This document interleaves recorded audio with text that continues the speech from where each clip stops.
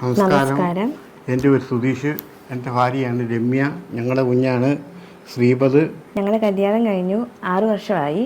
ഞങ്ങൾക്ക് 1 വർഷം കഴിഞ്ഞപ്പോൾ തന്നെ ആദ്യമായിട്ട് പ്രഗ്നൻ്റായി. അപ്പം 2 മാസം കഴിഞ്ഞ് അത് അബോർഷനൊക്കെ ആയിപ്പോയി.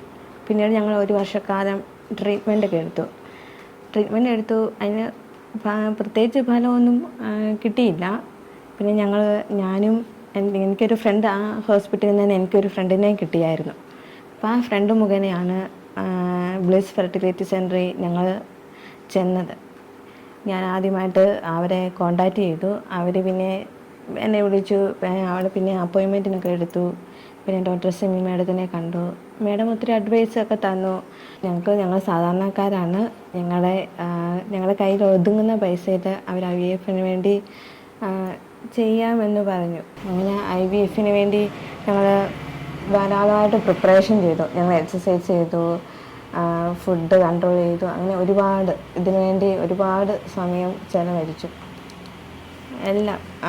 പിന്നെ ഞങ്ങൾക്ക് IVF ആദ്യത്തെ കടമ്പയെന്ന് പറഞ്ഞാൽ എഗ് കളക്ഷനാണ്. എഗ് കളക്ഷൻ്റെ ആ ഒരു സമയമായപ്പോഴത്തേക്കും എന്നാകത്തില്ല, പെട്ടെന്നൊരു ടെൻഷൻ. പിന്നെ എഗ്ഗ് കളക്ട് ചെയ്തു സിമി മാഡം.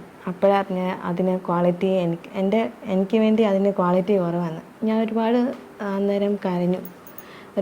അവിടുത്തെ നേഴ്സുമാരും സിമി മാഡം ഒക്കെ ഞങ്ങൾ ഒരുപാട് സപ്പോർട്ട് ചെയ്തു. അപ്പോൾ ഞങ്ങൾക്ക് IVF ചെയ്യാനുള്ള ഒരു ഡേറ്റ് മാഡം 2 മാസത്തെ ഒരു കാലയളവ് ഞങ്ങൾക്ക് പറഞ്ഞത്. 2 മാസം കഴിഞ്ഞ് IVF ചെയ്യാമെന്ന് പറഞ്ഞു. പക്ഷേ ഞങ്ങൾക്ക് ഈ മരുന്നിൻ്റെയും ട്രീറ്റ്മെൻറ്റിൻ്റെയും മാഡത്തിനെയും സപ്പോർട്ട് ഉണ്ടാക്കി ഞങ്ങൾക്ക് നോർമലി തന്നെ പ്രഗ്നൻ്റ് ആകാൻ പറ്റി. ഒരുപാട് സന്തോഷമായി അതിലൂടെ. പിന്നെ മാഡം പറഞ്ഞു ഇവിടുത്തെ ട്രീറ്റ്മെൻറ്റും മരുന്നും അത് എല്ലാവർക്കും പക്ഷേ ഈ നോർമലി പ്രഗ്നൻ്റ് ആകാൻ പറ്റത്തില്ല IVF ട്രീറ്റ്മെൻറ്റിലൂടെ. പക്ഷെ ഞങ്ങൾക്കത് സാധിച്ചു. എല്ലാം ബ്ലിസ് ഫെർട്ടിലിറ്റി സെൻ്ററിൽ വന്നതുകൊണ്ടുകൂടിയാണ്. ഞങ്ങൾക്ക് അതിൽ പൂർണ്ണ വിശ്വാസമുണ്ട്. ഞങ്ങളത് കൂടുതൽ സന്തോഷമാണ്. ഇപ്പോഴും സന്തോഷിക്കുന്നു.